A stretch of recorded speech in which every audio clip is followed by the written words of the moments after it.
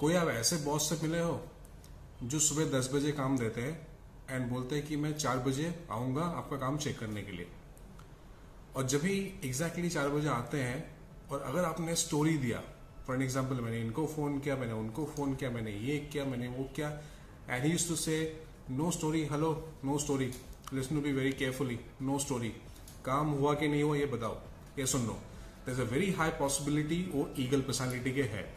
Hello and welcome to this eagle personality number 1। दुनिया में खाली 4 तरह का पर्सनालिटी होता है। Number 1 eagle, number 2 peacock, number 3 dove and number 4 owl. So very first personality that is eagle personality. Welcome to the eagle personality.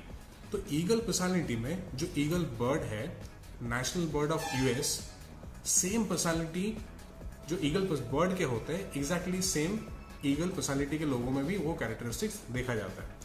So eagle के 4 बहुत ही interesting story है।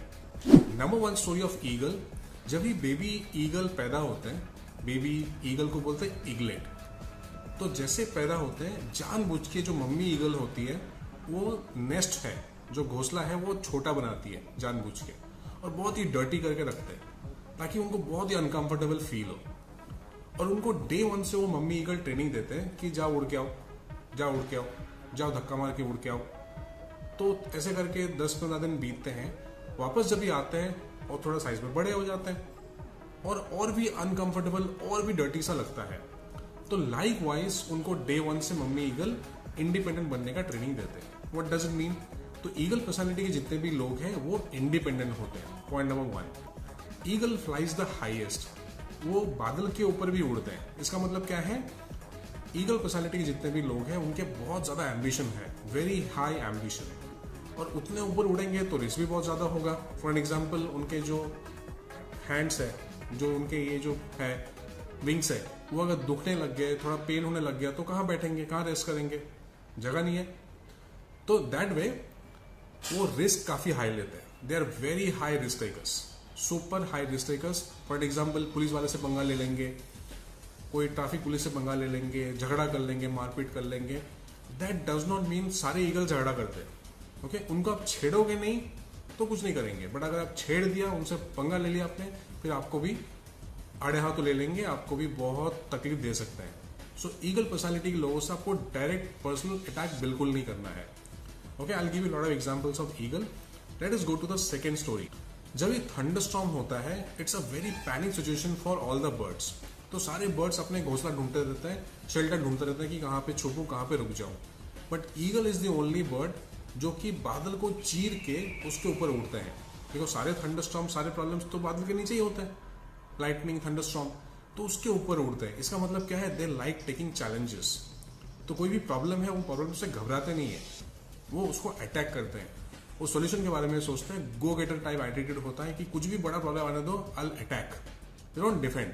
अगर आप कोई भी टाइगर को या लायन को आप बंदूक दिखाओगे, गन दिखाओगे, तो भागेगा नहीं, आपको आ जाएगा, आपके पास आ जाएगा, अटैक कर देगा। सिमिलरली ईगल पर्सनालिटी के लोग भी वही होते हैं, वो जो प्रॉब्लम से, एडवर्सिटी से, टेंशन से, उससे घबराते नहीं है, अटैक कर देते हैं। देखते हैं, देखा जाएगा, मैं कर लूंगा, ये एटीट्यूड होता है बाय डिफॉल्ट।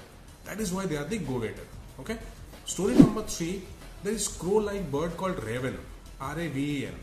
यहाँ पे फोटो में आप देख सकते हैं। तो crow like bird called raven, वो ईगल के पीठ में बैठ के, ईगल के पीठ में अंदर जो इंसेक्ट्स होते हैं उसको खरोच खरोच के खाते हैं और स्क्रैच करके ऐसे ऐसे करके खाते हैं।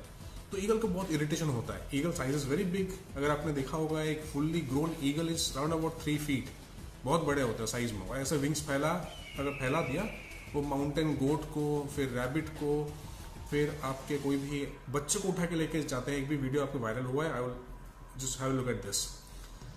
तो उस केस में इतने बड़े साइज के होते हैं, तो बहुत ज्यादा पावर होता है ईगल पर्सनालिटी के अंदर। तो छोटे से रेवन उनके लिए क्या है, कुछ भी नहीं है, बट फिर भी वो ईगल उस पर बिल्कुल ध्यान देते नहीं है। तो ईगल क्या करते हैं, अपने हाइट को इंक्रीज करने लगता है स्लोली। तो जैसे हाइट इंक्रीज होता है, automatically there is lack of oxygen उतना हाइट पे, तो रेवन ऑटोमेटिकली हट जाता है। इसका मतलब क्या है? ईगल पर्सनालिटी के लोग अपने जो डिसीजन है, अपने जो टारगेट है, गोल है, बिल्कुल डायरेक्टेड होते हैं, टारगेट ओरिएंटेड होते हैं। वो बिल्कुल डिस्ट्रैक्ट होते नहीं है। कौन क्या बोल रहा है, लोग क्या कहेंगे, ये क्या करेंगे, वो करेंगे, कुछ भी मतलब नहीं उनसे। Eagles have lot of haters. ये बैक स्क्रैच करने का मतलब क्या है, ईगल के पीठ पीछे बहुत लोग बहुत कुछ बातें करते हैं, ये अच्छा नहीं है, ये प्रॉब्लम है, उनमें ये इशू है, ये बहुत सबन है, बहुत जिद्दी है, एरोगेंट है, बट उनको कुछ फर्क नहीं पड़ता।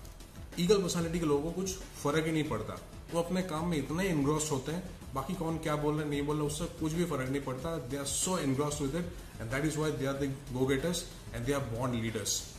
नंबर 4 स्टोरी बहुत ही पेनफुल। तो ईगल के जो लाइफ स्पेन होता है around about 75 to 80 years, 80 years तक जीते हैं।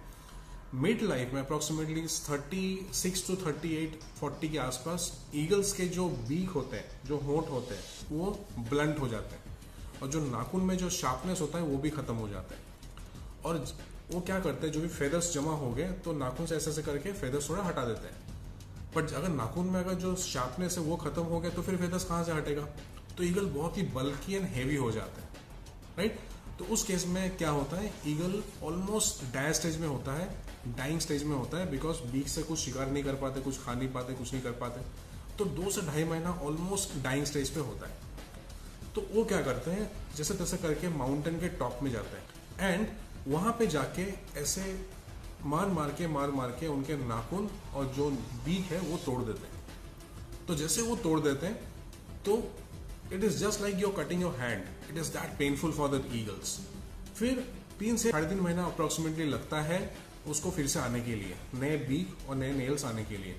तो तब तक round about 6 months they are in the dire stage, almost मरने के कगार पे होते हैं।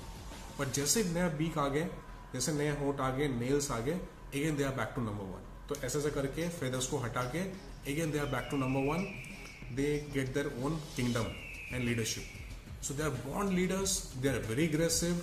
एग्रेशन उनका स्ट्रेंथ भी है, वीकनेस भी है।